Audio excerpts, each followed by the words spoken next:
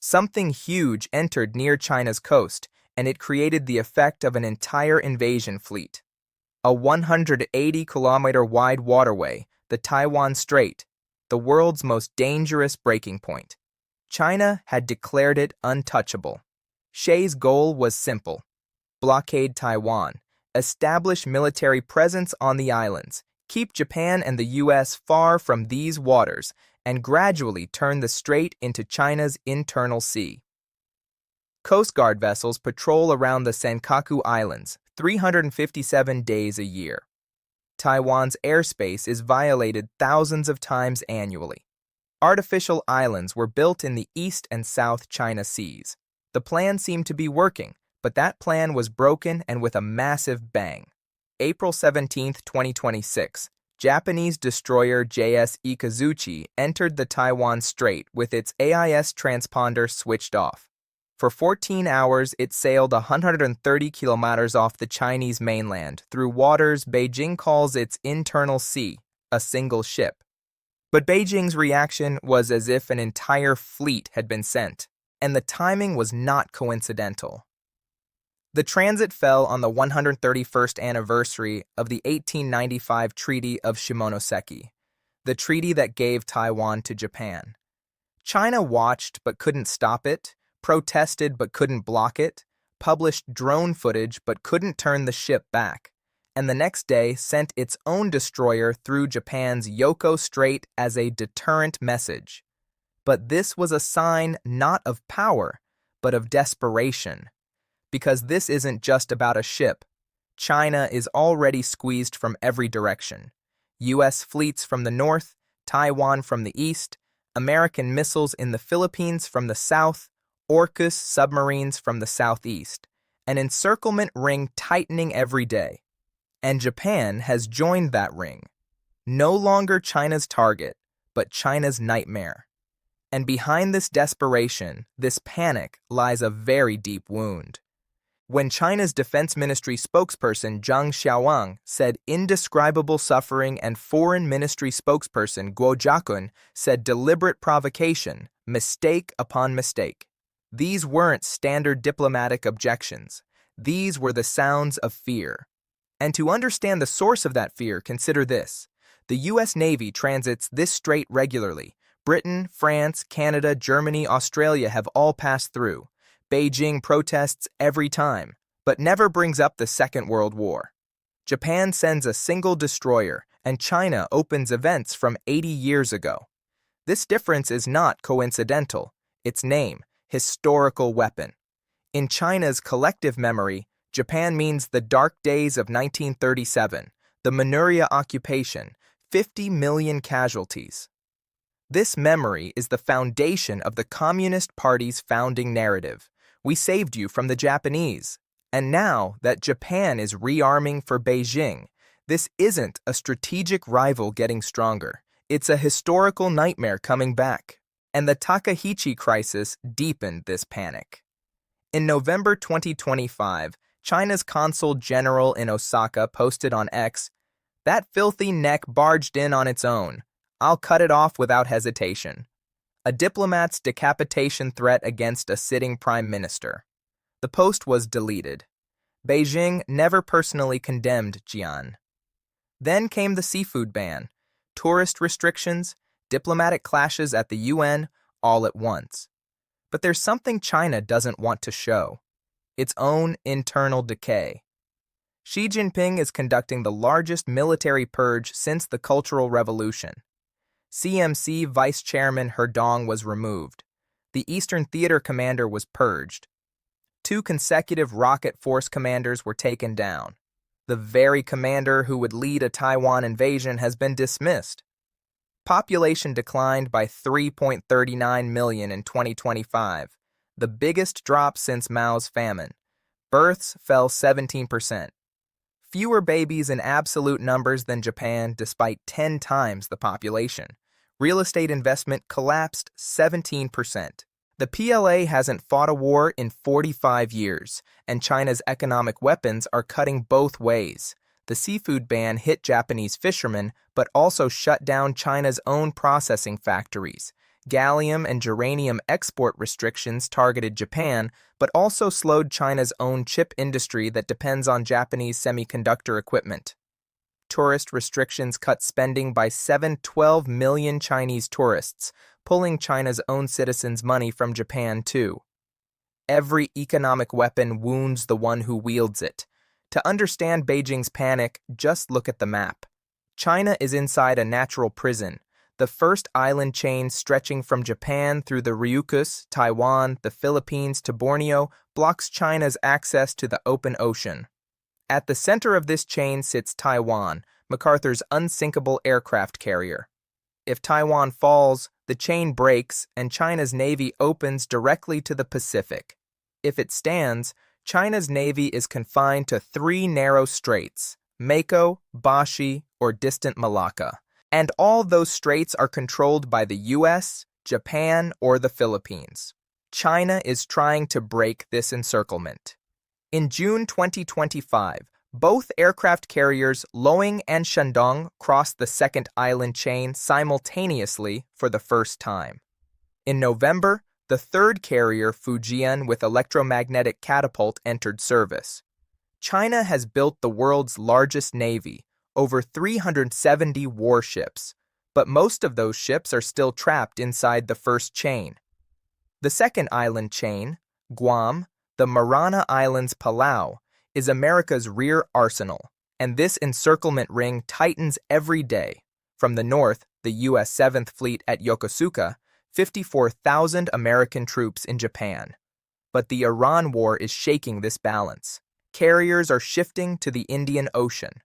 As US power in Asia-Pacific decreases, Japan's role becomes even more critical. From the east, the US Navy transits the Taiwan Strait regularly. And now, not just the US, Britain, France, Canada, Germany, Australia, and New Zealand all transit. What once only America did, now 7 countries do. From the south, 9 EDCA bases in the Philippines, 4 in northern Luzon facing the Bashi Channel. The U.S. Army's Typhon missile battery in Luzon, Tomahawk, and SM-6 range up to 2,500 km. These missiles directly cover Chinese naval bases on the southern coast. Marine Corps NES unmanned anti-ship system in Batanes. Balacaton 2026, currently ongoing, the largest ever. 17,000 troops, a ship-sinking drill, and Japan's first-ever participation as a combat force with 1,400 troops and Type 88 anti-H ship missiles from the southeast. AUKUS, 3 Virginia-class nuclear submarine transfers to Australia approved. In strategic depth, $5,000 Marines moving to Guam. A $10 billion layered defense system under construction. Aegis Ashur, THAAD, Patriot, Typhon all together. Over-the-horizon radar being built in Palau. Antinian's Northfield, the same airfield that launched the Hiroshima and Nagasaki atomic bombs in World War II, is being rebuilt 80 years later. 20 million square ft of runway restored. F-35Bs already staging through. Americans are reopening the same airfield that bombed Japan to use against China. History sometimes repeats itself.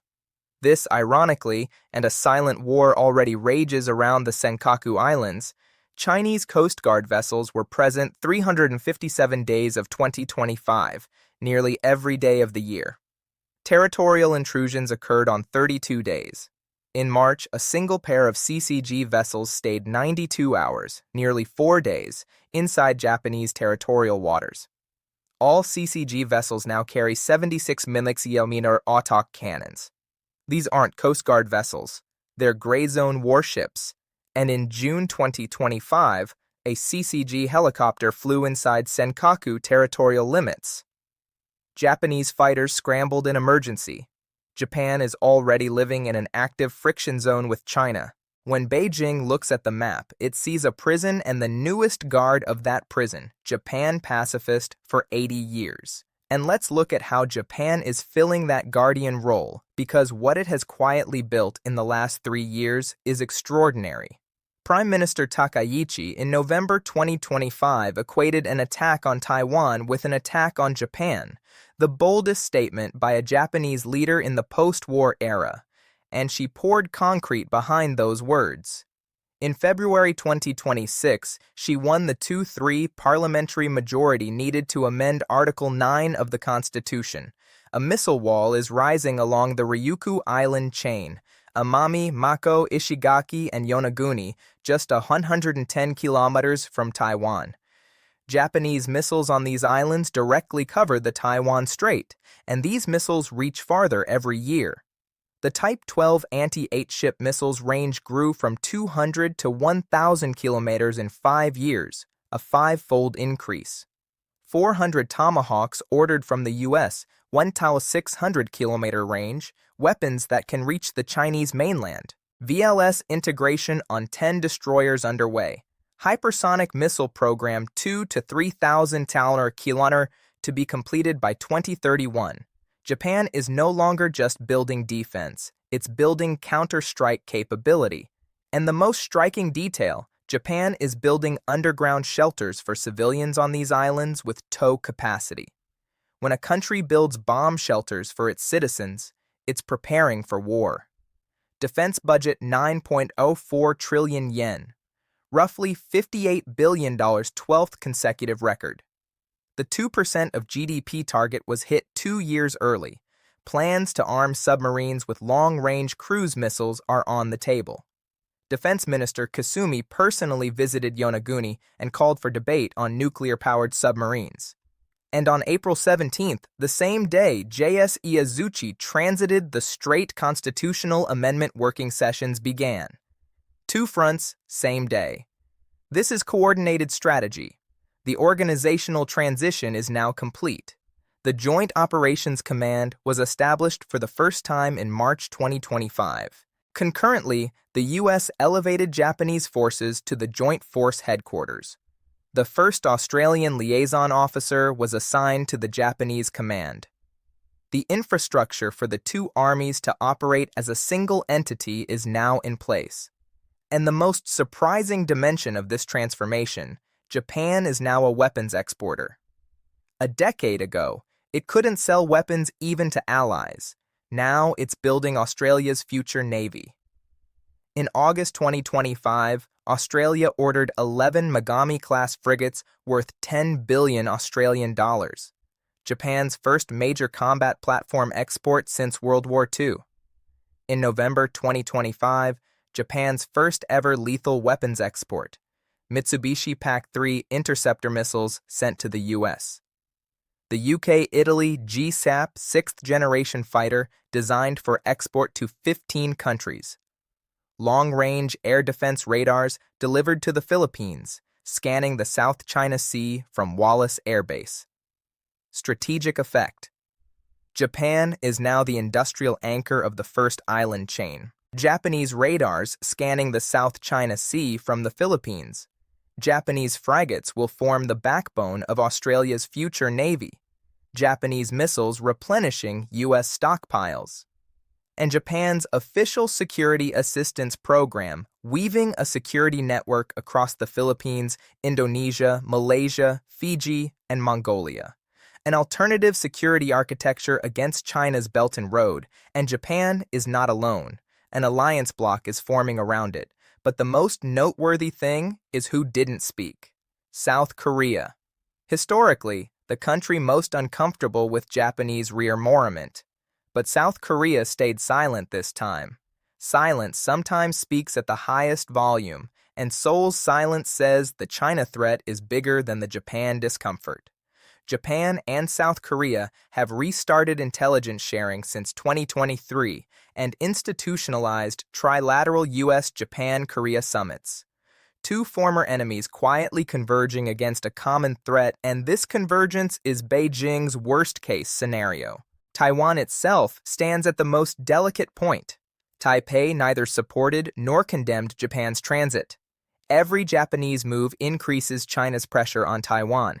In 2025, 3,364 Chinese aircraft violated Taiwan's air defense identification zone, a 3rd consecutive record.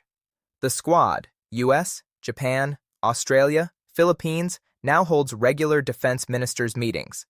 Quad, US, Japan, India, Australia conducted the Malabar exercise in Guam, and Europe is no longer just watching.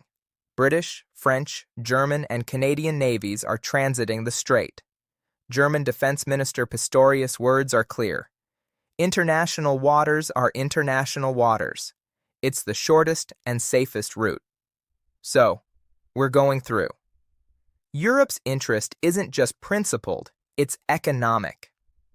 Over 90% of the world's most advanced semiconductors are produced on both sides of this strait. Every escalation in the strait means a crisis table being set up in Brussels. And we need to put this clearly. The Taiwan Strait is 180 kilometers wide. Territorial waters extend 22 kilometers from each coast. That leaves a 70-kilometer open corridor. Under UN UNCLOS, all states enjoy freedom of navigation there. The US doesn't even call this a phone. In the 7th Fleet's own words, a Taiwan Strait transit is not a freedom of navigation operation. It simply exercises the right of all ships to pass through an international waterway. For the US, this is so routine it doesn't even need a name. But for China, every routine transit means its sovereignty claims eroding, its red line rhetoric weakening, and the world showing it doesn't take China's internal sea seriously. And the ultimate irony, China transits its own navy through this strait. The Fujian carrier transited the Taiwan Strait in December 2025. The PLA Navy regularly exits through the Mako Strait, but China objects when others do the same. The most striking example of legal inconsistency, and Admiral Liu Huang's 50-year plan, break past the first chain, reach the second chain, build a global blue water navy, is now colliding with a reality squeezed from every direction. China built the world's largest navy, over 370 ships, but most of them are still trapped inside the first chain. On April 17, 2026, a single Japanese destroyer transited the Taiwan Strait, the fourth transit. But this time was different because behind it stood an 80-year break. Japan is no longer pacifist. It placed missiles on every island of the first island chain, built bomb shelters 110 kilometers from Taiwan, lifted its arms export-ban frigates to Australia, PAC-3 to the US, sixth-generation fighters to the world, won the majority needed for constitutional amendment, and sent its destroyer through Beijing's red line on the very anniversary of the treaty that gave Taiwan to Japan. China is squeezed from every direction. US and Japan from the north, Taiwan from the east, Philippine missiles from the south, AUKUS submarines from the southeast. From within, its biggest military purge in history, collapsing population, an army that hasn't fought in 45 years. The world's largest navy, but trapped inside the first chain, and its economic weapons are cutting both sides at once. South Korea is giving consent through silence. Australia is ordering Japanese warships. The Philippines is scanning the South China Sea with Japanese radars. European navies are transiting the strait. India stands with Japan in the Quad. Beijing has lost the thing it trusted for 80 years, Japan's pacifism, and it has no argument left to replace that loss. U.S. Defense Secretary Hegseth's words at Shangri-La hang in the air. The China threat to Taiwan is real and could be imminent. President Trump has said Communist China will not invade Taiwan on his watch.